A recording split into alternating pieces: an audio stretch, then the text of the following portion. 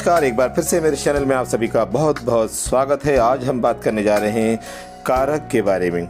कुछ बच्चों को ऐसा लगता है कुछ कि कारक बहुत मुश्किल है, बहुत डिफ़िकल्ट है, इसको समझ नहीं आता है, इसमें अंक नहीं आते हैं, हम सही लिख देते हैं फिर भी गलत हो जाता है। मतलब बहुत सारे उनके कारण होते हैं, शिकायतें होती हैं। लेकिन आज देखिए बहुत आसान है, ये इतना मुश्किल नहीं है जितना लोग समझते हैं। बहुत सिंपल तरीके से आप इसको समझ लीजिए। अंग्रेज़ी में आप बोलते हैं प्रीपोजिशन, हिंदी में कुछ लोग मजाक में इसको पोस्ट पोजीशन बोल देते हैं। यानी कि जैसे अंग्रेज़ी में आप प्रीपोजिशन यानी पहले आप लगा देते हैं, फ्रॉम वगैरह, टू आप पहले लगाते हैं, उसी तरह से हिंदी में है ये बाद में लगते हैं, ने, को, में, पर। ये जो चिन्ह है, ये जो दो शब्दों को जोड़ते हैं, आप देने देगा क्रिया के साथ में कनेक्ट करते हैं। यानी कि एक वाक्य को जब आप बनाते हैं, जब भी आप किसी वाक्य का निर्माण करते हैं तो वाक्य का निर्माण तब तक नहीं होता जब तक उसके अंदर कारक का इस्तेमाल ना किया जाए।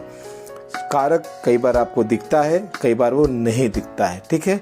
यानी कि जो शब्द हैं, शब्द को अगर आप माने कि वो मोती है तो जो कारक हैं वो धागा है। धागे और मोती का जब संबंध हो जाता है तब वो एक माला में कन्वर्ट हो जाता है। यानी कि एक मोतियों को अगर आप माला में कन्वर्ट करना चाहते हैं तो उसको उसमें धागे की ज़रूरत पड़ेगी। धागे में पिरो करके जब मोती को एक नया रूप दिया जाता है तो हम उसको माला बोलते हैं। उसी प्रकार से जब शब्दों को आपस में जोड़ा जाता है तो जोड़ने के लिए हम कारक चिन्हों का इस्तेमाल करते हैं। ये जो कारक हैं ये धागे का काम करते हैं और एक मीनिंगफुल सेंटेंस का निर्माण करते हैं। उदाहरण देखिए, मैंने बोला कि राम ने खाना खाया। अब आप इसमें ने हटा दीजिए, वाक्य बनेगा राम खाना खाया।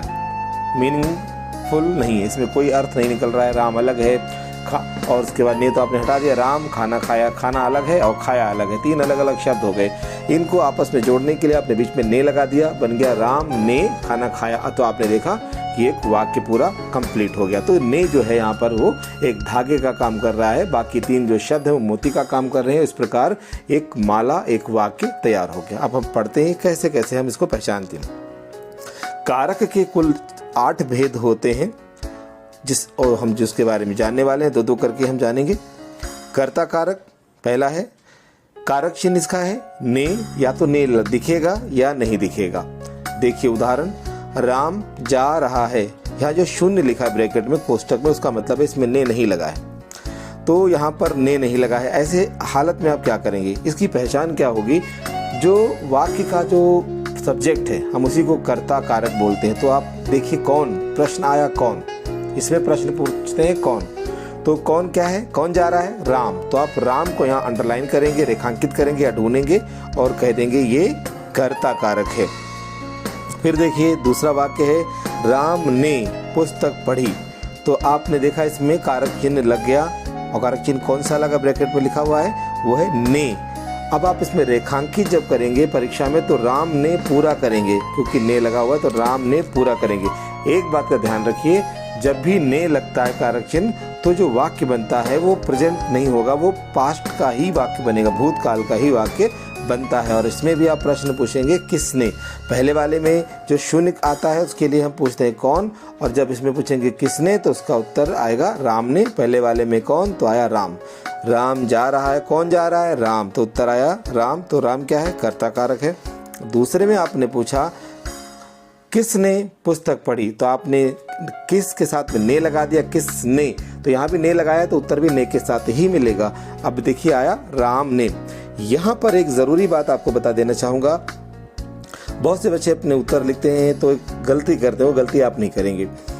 ये जो कारक चिन्ह है, कारक चिन्हों की एक खास बात है, जब ये संज्ञा के साथ लगते हैं तो ये अलग लिखे जाते हैं। जब ये यही कारक चिन्ह जब सर्वनाम के साथ लगते हैं तो उसके साथ जोड़ के लिखे जाते हैं। आप देखिए अगर यहाँ पर राम ने की जगह हम लिख देते उसने, तो आपने देखा उसके साथ में ने कनेक्ट होके लिखा जाता, उस और ने अलग अलग करके आप नहीं लिख सकते। ये खास पहचान है कि कारक चिन्हों को सर्वनाम के साथ जोड़कर और संज्ञा के बाद में लिखा जाता है। दूसरा कारक चिन्ह देखिए, कारक चिन्ह इसका वो है, कारक है हमारा कर्म कारक और चिन्ह इसका को या शून्य। जो आप कर्ता कारक में नियम आपने फॉलो किया, सेम यहीं पर भी वो नियम आएगा। या तो को लगेगा या नहीं लगेगा। दो वाक्य देखिए, माया कार चला रही है। अब इसमें प्रश्न आएगा क्या, माया क्या चला रही है, कार चला रही है। अब इसमें आपने देखा को नहीं लगा, प्रश्न पूछा क्या, तो क्या क्या उत्तर मिल गया, कार, तो ये कर्म कारक हो गया। तो अंडरलाइन क्या करेंगे इसमें, आप कार को अंडरलाइन करेंगे। दूसरा वाक्य देखिए, राम ने रावण को मारा, तो किसको मारा, रावण को, तो को आपने लगा करके प्रश्न पूछा है किसको, तो प्रश्न भी आएगा, उत्तर भी आया आपका रावण को, तो इसमें पूरा आप अंडरलाइन कर दें रावण को। तो ये आपका हो गया कर्म कारक। अब आगे देखते हैं करण कारक। कारक चिन्ह इसका क्या है, से, माध्यम के रूप में, और दूसरा है के द्वारा, और तीसरा कारक चिन्ह है के साथ, यानी से, के द्वारा और के साथ, ये तीन इसमें कारक चिन्ह लगते हैं। यानी कि जिस वाक्य में लगे हों आप समझ जाएंगे ये करण कारक का उदाहरण है। लेकिन यह सबसे बड़ी समस्या क्या आती है वो आपको देखना है, इसलिए तो हम भी वीडियो बना रहे हैं ताकि आप समझ पाएं। के द्वारा और के साथ तो आपको समझ में आ गया। अब से आता है, अपादान कारक में भी आ जाता है, तो आपको समझ नहीं आता एक अपादान है, ये यहाँ पर करण कारक है। तो आप देखिए जहाँ पर भी से लगा हो और अगर आप उस वाक्य का ट्रांसलेशन अंग्रेजी में करते हैं और वहाँ पर से की जगह विद और बै आ रहा है, यानी बी वाई, विद या बै आ रहा है, तो उसका सीधा सा अर्थ है कि ये वाक्य जो है, ये जो कारक है ये करण कारक है। अगर वहाँ पर से की जगह फ्रॉम या देन आ रहा है, ध्यान दीजिए, फ्रॉम आ रहा है, देन आ रहा है, एक्सेट्रा एक्सेट्रा, तो वो उसको आप बोलेंगे अपादान कारक, यानी विद और बै के अर्थ में आएगा तो वो होगा करण कारक, और फ्रॉम और देन के अर्थ में आएगा, यानी से का जो ट्रांसलेशन है फ्रॉम और देन हो जाएगा, तो वहाँ पर वो अपादान कारक में कन्वर्ट हो जाएगा।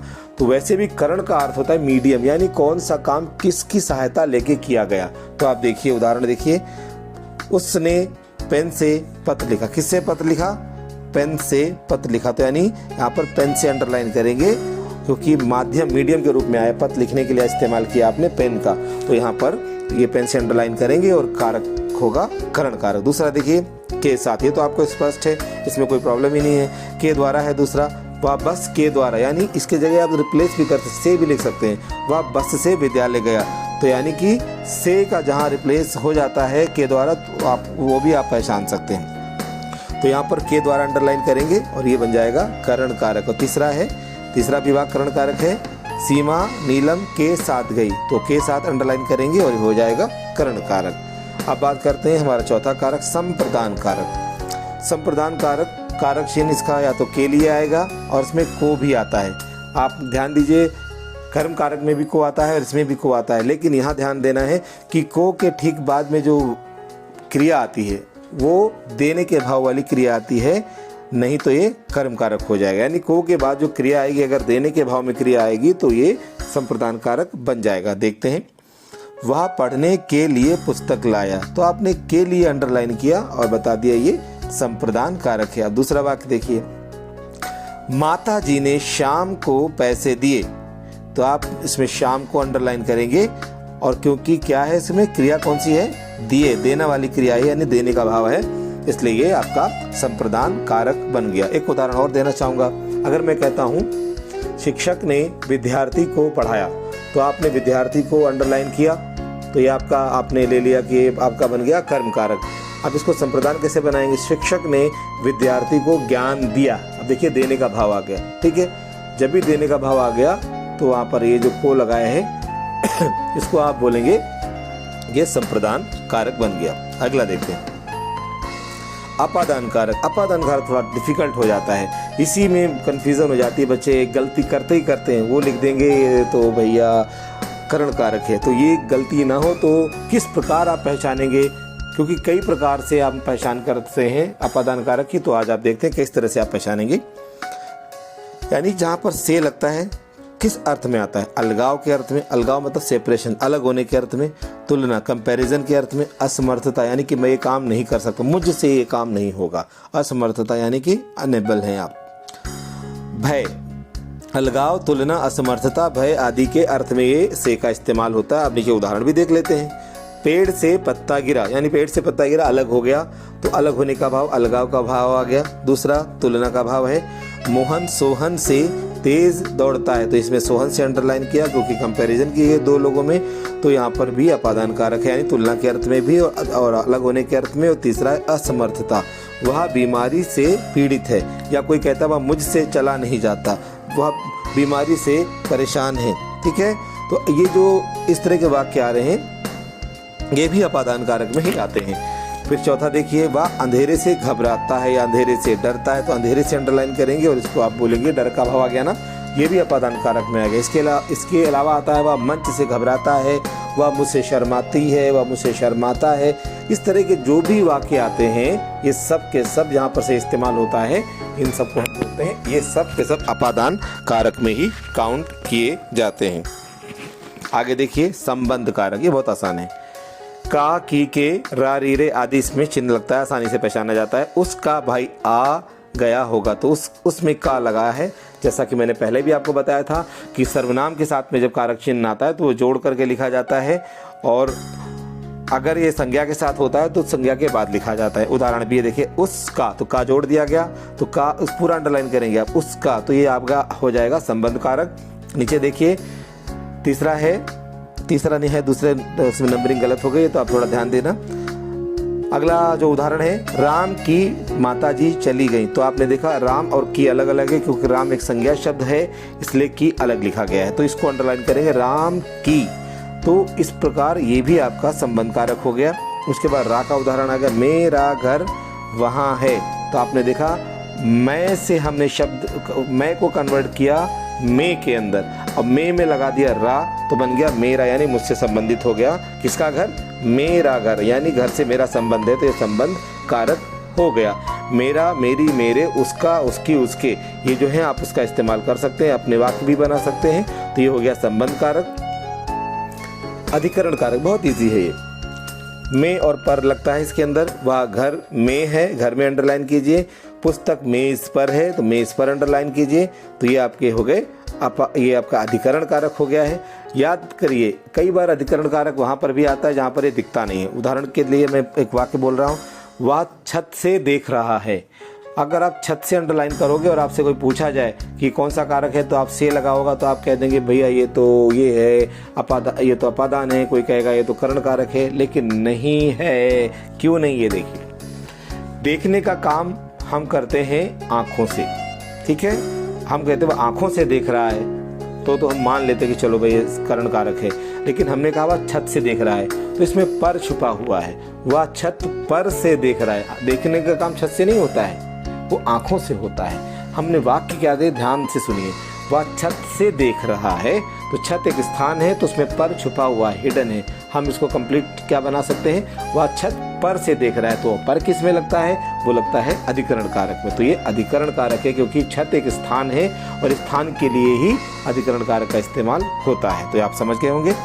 संबोधन कारक, ये बहुत आसान है, बहुत से बच्चे गलत भी करते हैं। अजी, हे, अरे इसके उदाहरण हैं। लेकिन एक कंफ्यूजन दूर कीजिए, जब भी आप किसी को नाम लेकर के पुकारते हैं वो भी संबोधन कारक ही होता है। अजी, हे, अरे आप तब इस्तेमाल करते हैं जब आप किसी को जानते नहीं हैं, तब आप अननोन पर्सन को बुलाने के लिए बोलते हैं अजी सुनिए, या किसी का नाम नहीं लेना चाहते कहीं, तब हम बोलते हैं अजी सुनिए, हे भाई, अरे सुनो। इस तरह के जब हम वाक्य बोलते हैं क्योंकि हम उनको जानते नहीं हैं। लेकिन जब आप जानते हैं तो सीधे बोलते हैं रमेश इधर आइए, बेटा इधर आइए। ये भी तो संबोधन है। संबोधन का अर्थ ही है कि आप किसी को पहले एड्रेस करते हैं, ध्यान आकर्षित करते हैं, फिर अपनी बात कहते हैं। तो जैसे कोई नेताजी अपना भाषण शुरू करते हैं तो मित्रों, बहनों और भाइयों, यानी जैसे देवियों, सज्जनों जैसे ही शुरू करते हैं, ये अधिकरण, ये आपका संबोधन कारक ही तो है, ठीक है। तो आप ध्यान दीजिए, जब आप जानते हैं तो आप बहन, भाई, आप उनका नाम भी ले सकते हैं, लेकिन जब आप नहीं जानते तो हे, अजी, अरे ये सब इस्तेमाल करते हैं। तो ये सब आपके संबोधन कारक ही हैं, कुछ और नहीं है। अब नीचे देखिए, अजी सुनिए, हे भगवान अब क्या होगा, अरे भाई साहब सुनिए तो सही। इस तरह के वाक्य भी होते हैं। आपकी माता जी ने आपको बुलाया, रमेश इधर आओ, सुरेश इधर आओ, या जो भी आपका नाम है, अगर आप बुलाते हैं तो ये संबोधन कारक का ही उदाहरण होगा। तो अगला जो हमारा वीडियो होगा, उस वीडियो में हम इस जो कारक का जो अभ्यास करेंगे, कुछ आपके सामने प्रश्न रखेंगे, उस पर चर्चा करेंगे। हम इस विस्तार से और बात करेंगे। तब तक आप इस वीडियो को बार बार देखिए, समझिए। कोई शंका हो तो आप कमेंट बॉक्स में अपनी शंका लिखिए और मैं ज़रूर उसका उत्तर देने की कोशिश करूँगा। तो ठीक है, इस वीडियो को अधिक से अधिक लोगों तक आप शेयर कीजिए, लाइक कीजिए, और चैनल अगर आपको लगता है आपके काम का है तो आप सब्सक्राइब भी कर सकते हैं। ठीक है, तो अगले वीडियो में हम मिलेंगे इसके अभ्यास के साथ में कारक के। तब तक के लिए मुझे अनुमति दीजिए।